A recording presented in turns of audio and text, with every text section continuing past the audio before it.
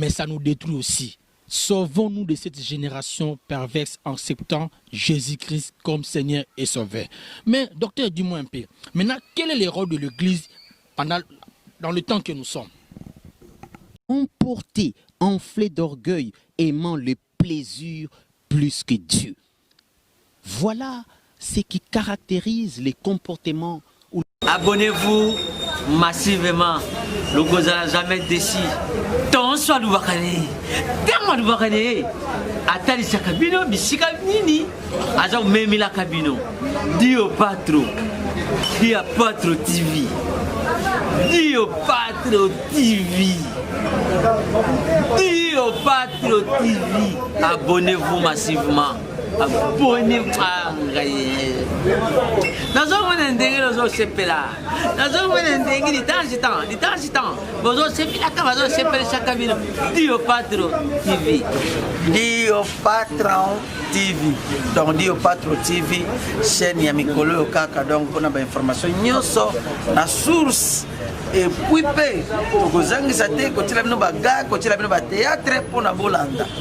tout cas, chaîne, il y a divertissement et ça les Dio Patro TV. Vous s'abonnez massivement. Vous s'abonnez. Et c'est bon. Il n'y a pas pareil. C'est pas pareil. Mingi chaîne Nabino, Yangoyo, Dio Patro, Yango Neza chaîne Makambu. Awa historia zali akobetre bino masolo ya 78 akobetre bino masolo ya 64 ako expliquer bino ndenge nini Cyril Adula kotsaka sose bembadu na 63 ako yebisa bino ndenge nini Mobutu azoka pouvoir na 65 67 devait mettre sorti officiel na MPN ah mosikate Dio Patron de ko chaîne oyo komona makambo za ele. Bonjour, bonsoir, ça dépend à l'heure que vous allez nous suivre. Merci à notre Seigneur Jésus-Christ. Merci pour l'être, la vie et le mouvement. Merci pour la grâce que Dieu nous a accordée. Mais voici encore dans vos petites postes téléviseurs sur notre chaîne Dio Patron, là où Dieu est notre patron. J'en veux aussi qu'il soit aussi votre patron. Là, je ne suis pas seul. J'ai avec moi l'homme de Dieu. Il va se présenter seul. Bonjour l'homme de Dieu. Bonjour. Ça va? Ça va, Dieu nous a fait grâce. Ça, c'est formidable, surtout pendant le temps du corona. L'homme de Dieu, un mot pour cette pandémie coronavirus. Oui, la Covid, cette pandémie de coronavirus n'est pas la première pandémie du monde.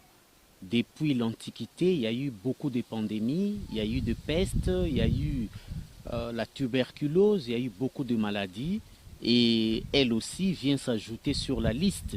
Mais nous savons très bien que notre Dieu s'appelle Yahvé Rapha, l'éternel Dieu qui guérit. Il a la capacité et il est en train de guérir.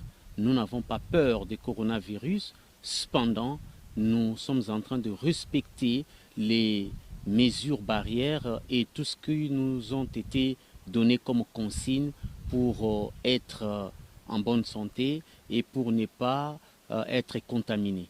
Merci beaucoup. Très bien, Dieu agit, mais il faut aussi respecter des principes ou les préventions que l'État a mis en place. Très bien.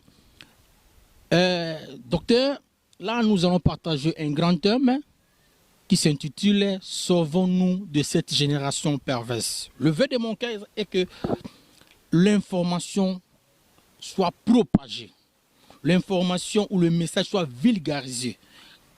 Comment tu peux nous expliquer ou décortiquer ce thème « Sauvons-nous de cette génération perverse que nous vivons ». Merci beaucoup mon frère Dego Louaou, premièrement de cette invitation que vous m'avez lancée de venir partager avec les peuples de Dieu ces sujets combien importants, intitulés « Sauvez-vous de cette génération perverse ». Je vous remercie également de l'opportunité que vous donnez aux enfants de Dieu et à l'humanité tout entière de pouvoir écouter ces message des leurs, ce message qui n'a pas perdu son actualité depuis le premier jour où l'apôtre Pierre était en train de répondre aux questions des Juifs, parce qu'il faut comprendre que ce sujet n'est pas notre invention, notre création, mais c'est la réponse que l'apôtre Pierre est en train de donner aux Juifs le jour de la Pentecôte.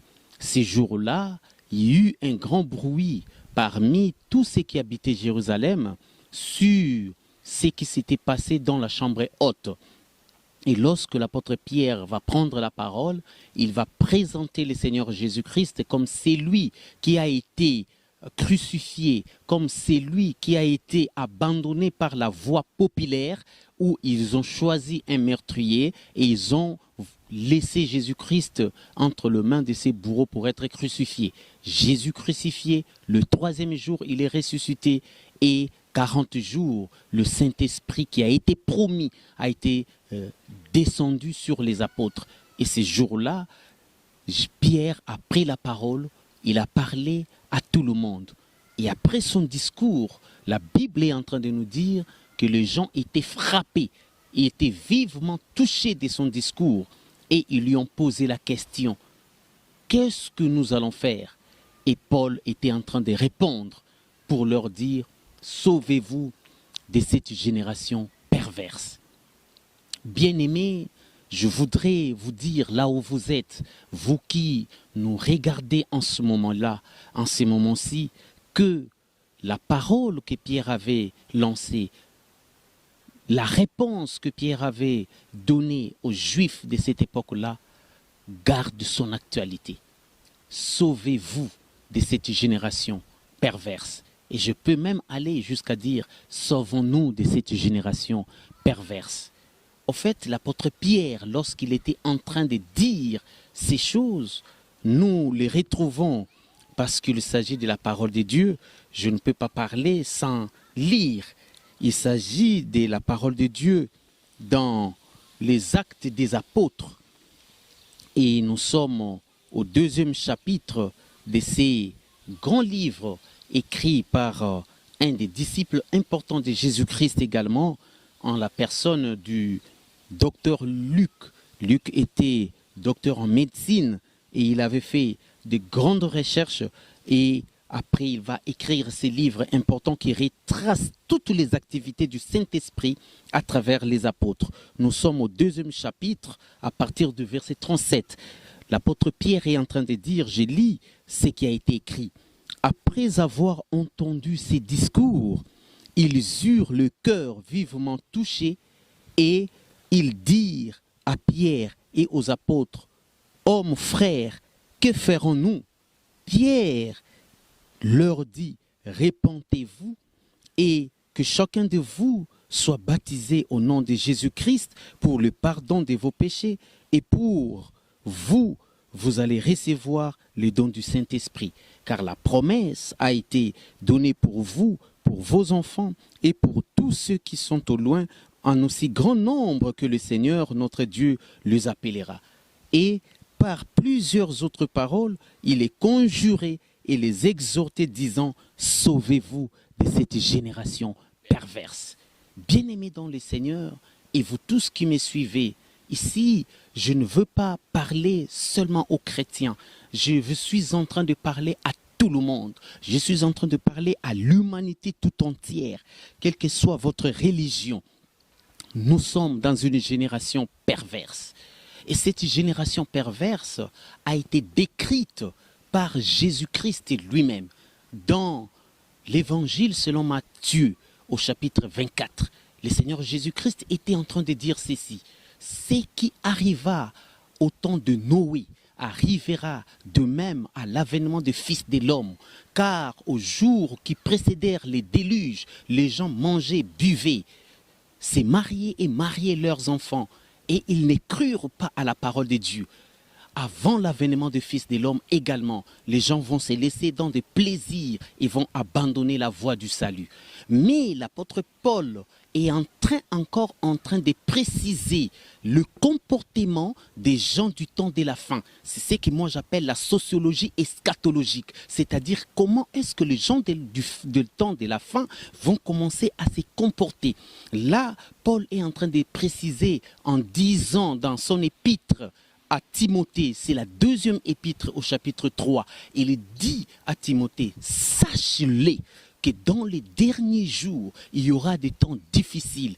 Et Paul est en train de dresser les tableaux comportementaux du temps de la fin, de comment est-ce que les gens vont commencer à se comporter. Il dit les gens seront déloyaux. Comme il s'agit de la parole de Dieu, je voudrais lire un peu le comportement du gens des temps de la fin. C'est ce qui caractérise ce que nous appelons la génération perverse. Avec votre permission, mon frère De Gaulle, comme je suis un obsédé textuel, j'aime lire la parole de Dieu de manière à ce que le peuple de Dieu, de façon que les gens comprennent que je ne suis pas en train d'inventer et que ce n'est pas ma parole. Laissez-moi vous lire dans 2 Timothée chapitre 3, à partir du premier verset, l'apôtre Paul est en train de dire ceci. Sache que dans les derniers jours, il y aura des temps difficiles, car les hommes seront égoïstes, amis de l'argent, fanfarons, hautains, blasphémateurs, rebelles à leurs parents, ingrats, irréligieux, insensibles, déloyaux, calomniateurs, intempérants, cruels, ennemis des gens de bien, traîtres, emportés, enflés d'orgueil, aimant le plaisir plus que Dieu. Voilà ce qui caractérise les comportements ou la sociologie des gens des temps de la fin. Ce sont des gens qui aiment le plaisir plus que Dieu. Pour le plaisir, ils peuvent tuer. Qu'est-ce que nous ne remarquons pas aujourd'hui?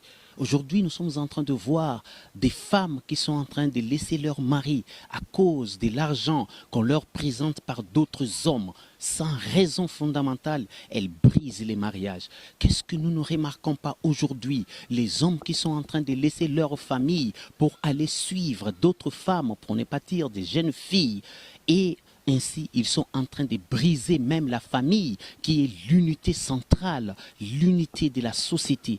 Qu'est-ce que nous ne remarquons pas aujourd'hui? Même sur le plan politique, les hommes sont en train de mentir. Ils donnent des projets de société très importants. Quand on écoute ce que les hommes politiques disent dans des campagnes électorales, mais lorsque seulement ils bénéficient des urnes, ils bénéficient du crédit populaire, et qu'ils sont au pouvoir, ils changent des casaques, ils changent des costumes, ils deviennent d'autres personnes. Qu'est-ce que nous ne remarquons pas aujourd'hui avec la technologie de l'informatique, la télécommunication? Comment est-ce que les jeunes gens sont en train d'escroquer les autres personnes? Comment est-ce qu'aujourd'hui l'homme devient de plus en plus intelligent pour faire du mal?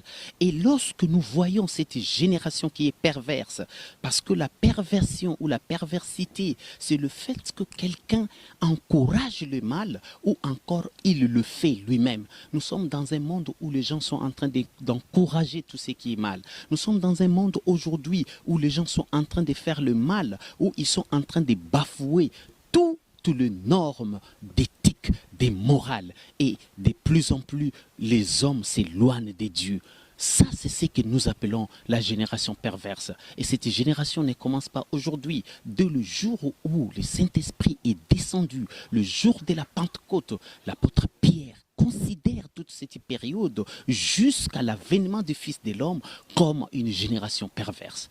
Voilà pourquoi, bien-aimés, cet après-midi, aujourd'hui, je viens dire à quelqu'un, je viens lancer un appel pressant à tout le monde de sortir de la génération perverse, de quitter cette génération où les gens n'ont plus de cœur, où les gens font le mal sans se regarder, où les gens font le mal comme s'ils étaient seuls au monde, comme s'ils n'avaient même pas de parents. Quand nous regardons dans des réseaux sociaux, comment est-ce que des jeunes filles laissent leur corps, comment est-ce que des hommes laissent leur anatomie, bien-aimés, mes frères et sœurs, où va le monde? Où va le monde? Le monde va vers sa fin. Le monde va vers la perdition totale. Quand nous analysons les comportements des gens, dans tous les domaines, dans les domaines alimentaires, qu'est-ce que nous ne constatons pas? Des gens qui sont en train de mélanger des produits qui sont parfois toxiques aux aliments parce que derrière, ils ont des intérêts, parce que derrière, ils tirent profit, parce qu'ils doivent vendre. Qu'est-ce que nous ne constatons pas? Des gens qui sont en train de multiplier des stratagèmes pour escroquer les autres. Oh, le monde va très mal. Le monde va très mal. L'escroquerie est en train de monter en puissance. L'abus de confiance est en train de monter en puissance. Même au milieu des églises. Même au milieu des églises. L'escroquerie est en train de monter. Les gens deviennent de plus en plus intelligents pour créer, pour faire du mal. Les gens deviennent de plus en plus intelligents, très éloquents pour faire le mal. Ils parlent bien pour faire le mal. Ils s'habillent bien pour faire le mal. Ils dansent bien pour faire le mal. Ils chantent bien pour faire le mal. Ils mangent bien pour faire le mal. Ils s'achètent des beaux vêtements pour faire le mal. Ils s'achètent des voitures pour faire le mal. Ils s'achètent des belles maisons pour faire le mal. Les gens aujourd'hui mettent toute leur intelligence et tous les moyens possibles pour détruire les autres. Pour détruire les autres. Et ils n'ont pas de pitié. Voilà comment est-ce que les gens se trahissent. L'apôtre Paul est en train de dire, les gens seront déloyaux. Il n'y a plus de loyauté. Vous avez commencé avec quelqu'un, mais au bout du temps, il te trahit. Bien-aimé, le monde va très mal. Ce sont là les caractéristiques de cette génération perverse. Si nous constatons aujourd'hui que le monde va très mal, sachons-le très bien, bien-aimé dans le Seigneur, Paul est en train de dire à Timothée, sache-le très bien. En d'autres termes, il est en train de lui dire, tu as l'obligation de savoir, de ne pas négliger comment est-ce que les gens sont en train de travailler pour le mal. Mais laissez-moi vous dire, les amis, chaque fois que les gens se comportent très mal dans ce que la Bible nous présente, Dieu a toujours sanctionné. Dieu ne laisse pas impuni les mal. Il sanctionne.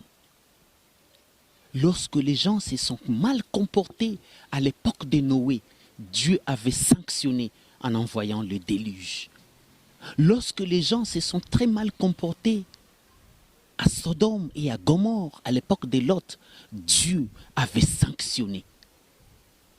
Et laissez-moi vous dire qu'aujourd'hui, puisque les gens sont en train de mal se comporter, puisque les gens sont en train de s'éloigner des principes divins, les principes que nous trouvons, que ce soit dans la nature, que ce soit dans notre conscience, la loi interne que Dieu a mis dans notre cœur, que ce soit dans les règles de Dieu, notamment dans toute la révélation que Dieu a faite à l'homme.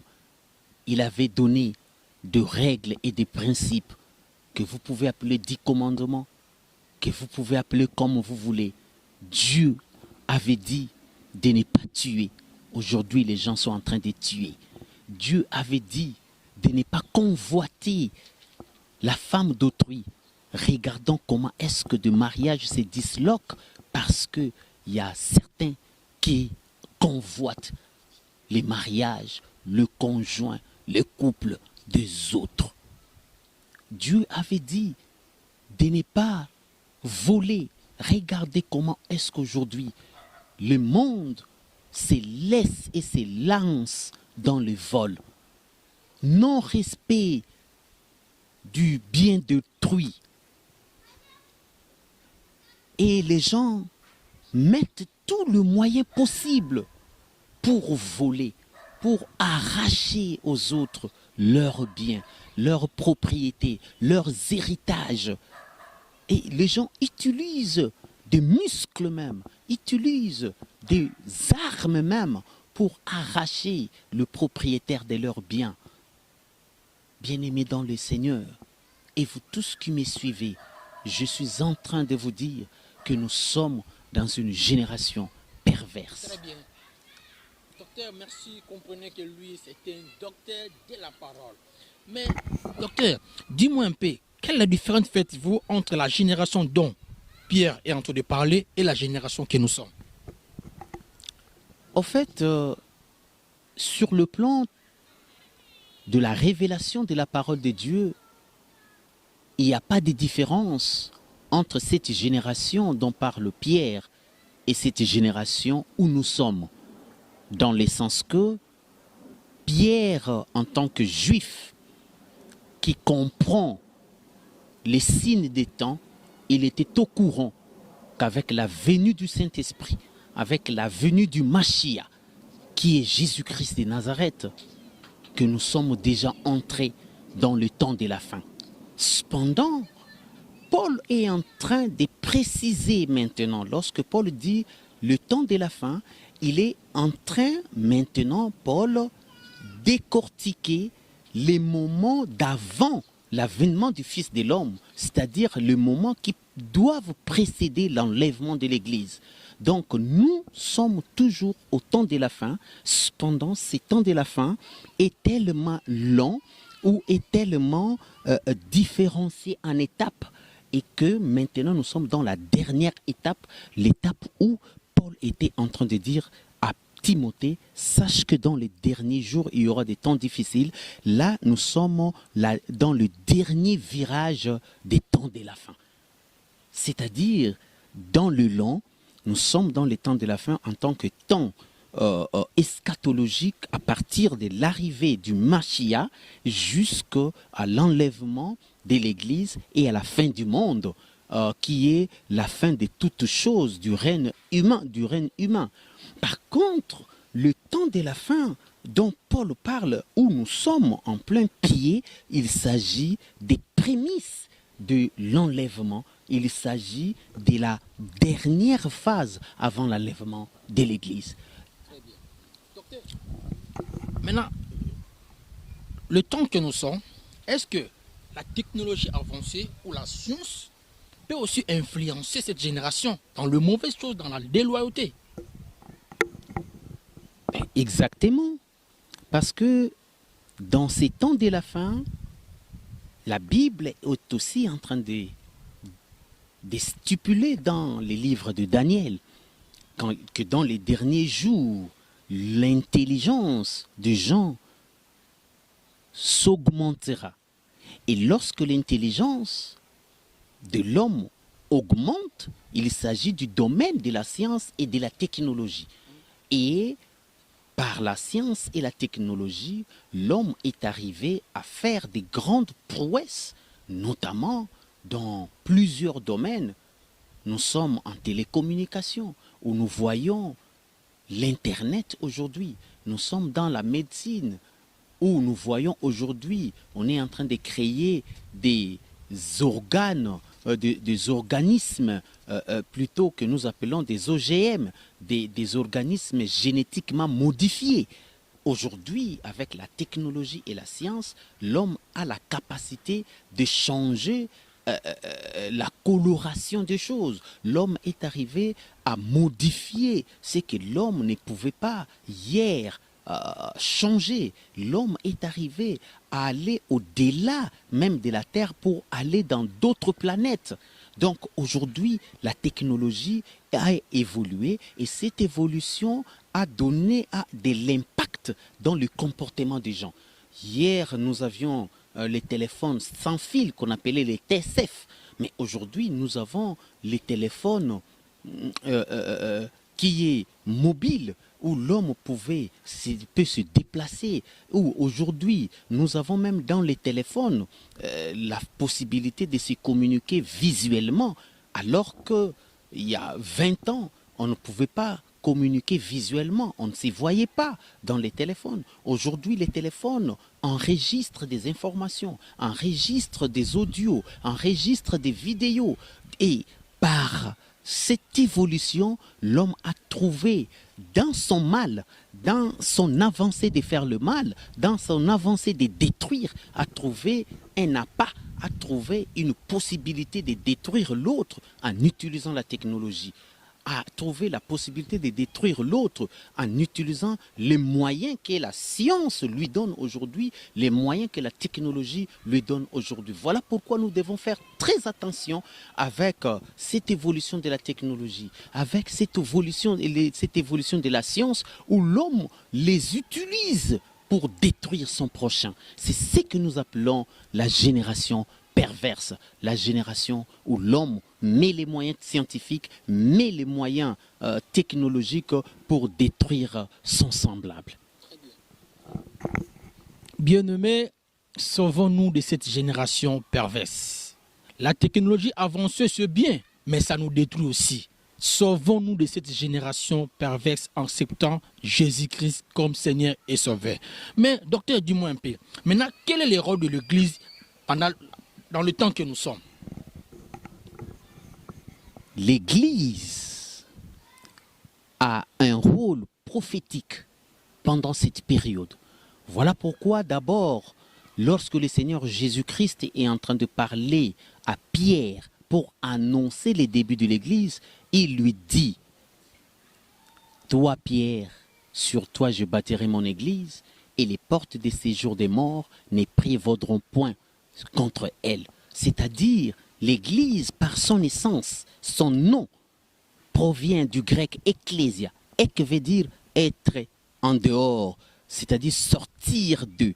L'Église doit travailler pour aider les gens à sortir de cette génération perverse. L'Église doit aider les mondes à sortir de ces mentalités, de cette dernière sociologie qui est une sociologie détruite, qui est une sociologie influencée par les forces du ténèbre, qui est une sociologie influencée par les diables. L'Église a pour vocation prophétique de travailler, une vocation prophétique de parler de Jésus-Christ à l'humanité, parce que nous sommes aux portes du temps de la fin, de l'enlèvement, de fin de ces mondes ici. Et l'Église doit parler, doit continuer à parler, doit présenter Jésus-Christ. Et c'est à partir de la présentation de Jésus-Christ que les hommes viendront vers le salut et vont rencontrer le Seigneur de gloire. Docteur, pour finir, là nous allons petit à petit à finir notre émission. Est-ce qu'il y a un message précis que l'Église doivent prêcher au temps que nous sommes? Effectivement, nonobstant le fait que tout homme de Dieu, tout serviteur de Dieu dirait que Dieu m'a donné telle vision, la délivrance, Dieu m'a donné telle vision, l'adoration, Dieu m'a donné telle vision, la guérison. Mais je voudrais dire à tout le monde, et j'en appelle à l'Église, de comprendre qu'en ces temps de la fin, le message que nous devons lancer à l'humanité, c'est de croire en Jésus-Christ ressuscité, de croire en Jésus-Christ qui est le sauveur du monde. Car si l'homme ne croit pas en Jésus-Christ, il ne peut pas être sauvé.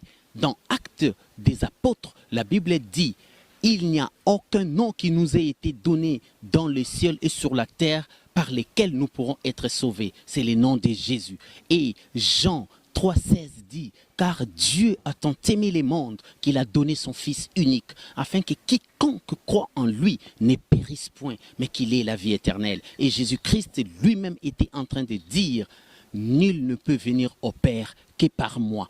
C'est les messages de Jésus-Christ ressuscité. Nous devons, l'Église, en ces temps de la fin, prêcher Jésus-Christ. Je n'ai pas d'autre message à présenter ou à proposer. C'est de prêcher Jésus-Christ qui est le sauveur, qui doit sauver l'humanité qui est en perdition. Merci beaucoup. Le message apprécié, c'est Jésus-Christ, Seigneur. Jésus-Christ ne plie dans les tombeaux. Jésus-Christ est à la droite du Père. Merci à tous les spectateurs qui sont en train de nous suivre.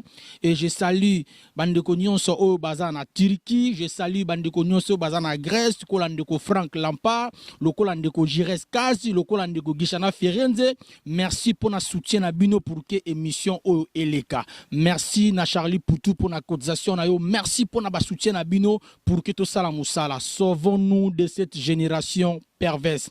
Je vous en supplie, sauvons-nous de cette génération perverse parce que Jésus-Christ revient bientôt. Parle à ton frère, parle à ta sœur, parle à tes parents que Jésus-Christ est Seigneur et il revient bientôt. Nous sommes où nous avons l'obligation à changer nos vies, à remettre nos vies entre les mains de Jésus-Christ. Là, c'était le docteur Doris, il parle bien. Je vous dis déjà que émission est silitée, il y aura encore d'autres émissions avec lui. Il va encore décortiquer ce thème bien. Je ne m'étais pas présenté, j'ai l'impression, nous sommes entrés très vite dans le vif du sujet. Et je suis le docteur Doris Mayanga, enseignant de la parole de Dieu, écrivain et conférencier. Le Seigneur nous a donné une langue exercée pour enseigner la saine doctrine et aussi propager sa parole pour ceux qui sont en train de se perdre, de revenir à la raison. La raison, c'est Jésus-Christ. De revenir à la voix c'est Jésus-Christ. De revenir à Dieu. Dieu, c'est le Machia qui est Jésus de Nazareth. Que Dieu vous bénisse. Je voudrais clôturer par ici pour bénir cette émission. Très bien. Je suis en train de prophétiser sur cette émission pour dire que notre frère Dego Louaou ira très loin avec cette émission. Des vies seront changées, des vies seront bénies, des familles, des couples seront restaurés et transformés à travers cette émission. Je sais que le nom de Jésus-Christ traversera encore et encore à travers cette émission les océans, les mers, les lacs, les rivières, les montagnes et partout où le nom de Jésus-Christ n'a pas encore été prêché à travers cette émission, y arrivera et Dieu continuera à faire de grandes choses. Et je suis en train même de dire et de vous suggérer de beaucoup suivre cette émission car le Seigneur vous bénira à travers elle au nom de Jésus-Christ de Nazareth. J'ai dit Amen. Quelques dédicaces, docteur? Compte tenu de la dédicace, je suis très mal placé à le faire parce que je suis très connu. Seulement, je voudrais saluer toute l'humanité, tous les enfants de Dieu et toute personne qui n'a pas encore reçu Jésus dans sa vie. Je te salue et je vous salue dans vos familles. La seule recommandation, croyez en Jésus-Christ, car les temps sont mauvais. Et l'apôtre Paul disait, rachetez les temps, car les jours sont mauvais. Voilà ma salutation à toute l'humanité. Que Dieu vous bénisse au nom de Jésus-Christ de Nazareth. Amen. Je vous aime autant, sauvons-nous de cette génération perverse. Junior Sunda, famille Louaou, que Dieu vous bénisse. Laetitia Tamakou, que Dieu vous bénisse. À la prochaine. Abonnez-vous massivement sur notre chaîne Dieu Patron. Dieu est notre patron. Que Dieu vous bénisse.